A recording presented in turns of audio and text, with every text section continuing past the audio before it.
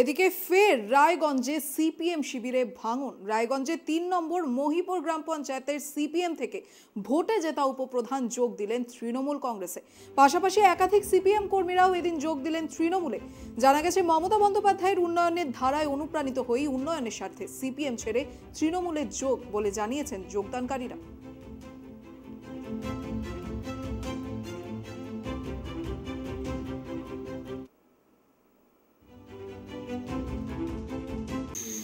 আমি যে এতদিন ধরে 4 মাস ধরে যে বসে আছি, সেটা যে বিজেপি প্রধান আমাকে কিছু আমাকে না জানাই কাজ কিছু করছে, তার জন্য আমার কোনো ভালো লাগছে না। তার জন্য আমি নিজের স্বেচ্ছায় এই দলে যোগদান দিলাম। আমার যে অঞ্চল সভাপতি সাধুচরণ সরকার, তিনি আমাকে বলছিলেন যে 3 নম্বর অঞ্চলের যে উপপ্রধান, তিনি স্বেচ্ছায় আমাদের দলে যোগদান দিতে চাইছেন।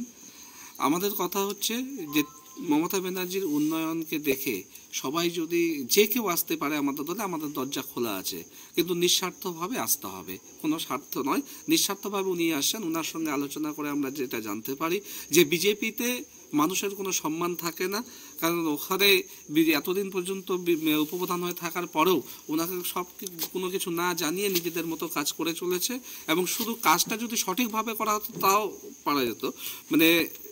সব দুর্নীতিতে পরিপূর্ণ যে টেন্ডারগুলো হচ্ছে, সেই টেন্ডারগুলোর উপরে অনেক কমপ্লেন হয়েছে। এলাকার মানুষ মাননীয় বিডিও সাহেবের কাছেও কমপ্লেন করেছেন, অলরেডি কোর্টেও কেস চলছে। এই দুর্নীতি দেখে এলাকার উন্নয়নের স্বার্থে তিনি নিঃস্বার্থভাবে তৃণমূল কংগ্রেসে যোগদান করলেন।